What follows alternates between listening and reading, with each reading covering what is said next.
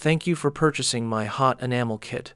So now we have everything we need to get started, and now, step by step, I'll show you how to create your first piece of jewelry. Let's get started. Let's start with a quick overview. This brush is our main tool that we'll be working with. These are our blanks that we'll enamel. Baking platform and jars of enamel. Under the platform, you will find sandpaper and a special napkin.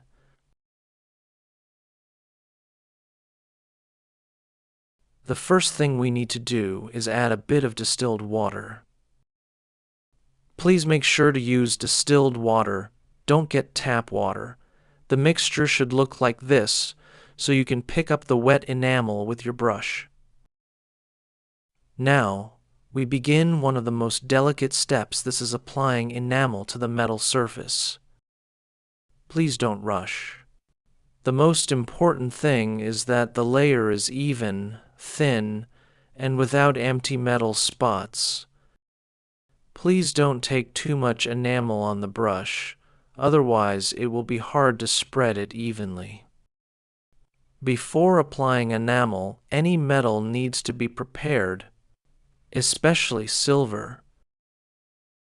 First, we need to anneal the metal, then pickle it, and repeat this about 3 or 4 times until on the surface of the metal a layer of pure silver is formed. No worries, I have already completed those steps ahead. When I finished with one color, I decided to add dark blue. I love mixing enamel in this. Basically, there is one of the most important differences between cold enamel and hot enamel.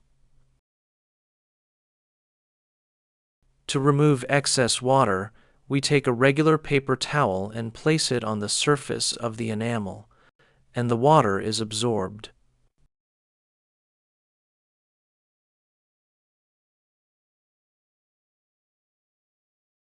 Secure your pieces on the steel pins, which are included in the kit. This way, you can direct the flame of the torch to the reverse side, not on the enamel itself.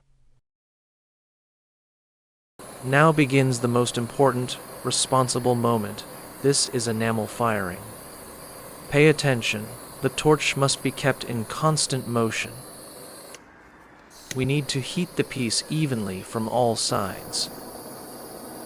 Once again, I want to remind you, do not direct the torch flame directly onto the enamel, otherwise it will burn. Watch carefully. First, enamel changes color, then it starts melting, and it becomes like sugar. The first layer doesn't need to be completely fired. It will finish baking together with the second and third enamel layers. It's better not to overbake it than burn it and ruin the whole result. While you watch closely for changes in the enamel's structure, I'll tell you the main mistakes beginners make. The first is applying too thick a layer. It may seem, of course, that's so faster and brighter, but during firing, a thick layer gives cracks and bubbles. So that's our enemy.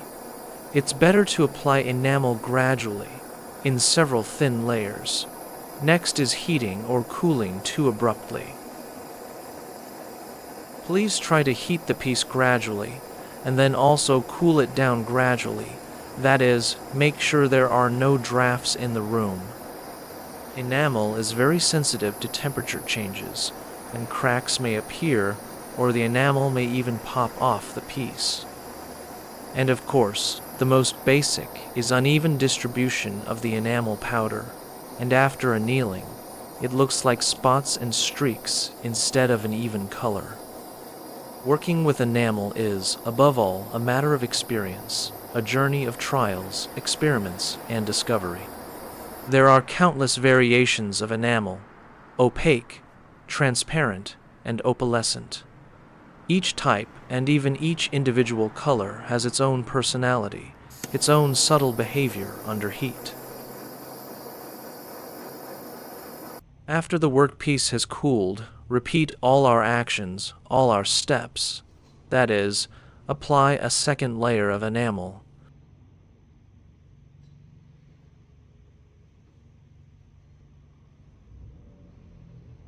Dry it from excess water.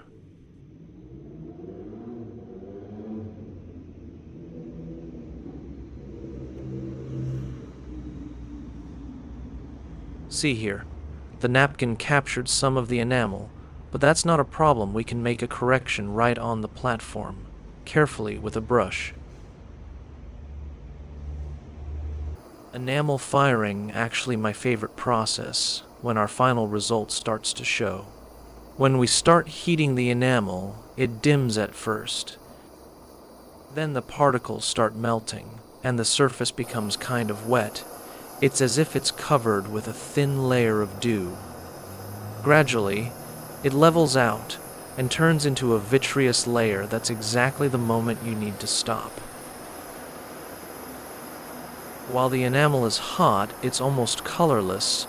That is, don't expect instant color, but as it cools, its true shade appears. That's when its depth and transparency are born.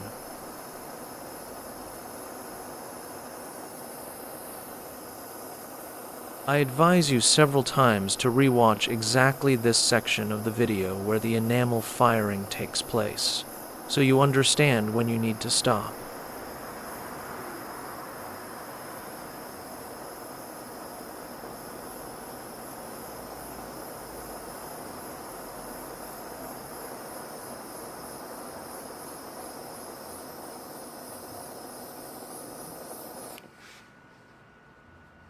Final stage, this is finishing our earring. We'll polish it with sandpaper we have in the kit. You can make circular movements. You can do along or across, creating a texture to your liking. At this stage, we also remove the thin matte layer that forms on the metal surface after firing. This layer is a result of oxidation during the heating process.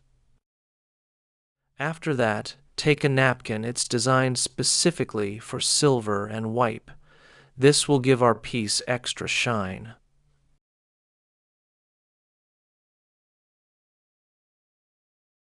These are the earrings we've made. I am very satisfied. Thank you for the work you've done. See you next time.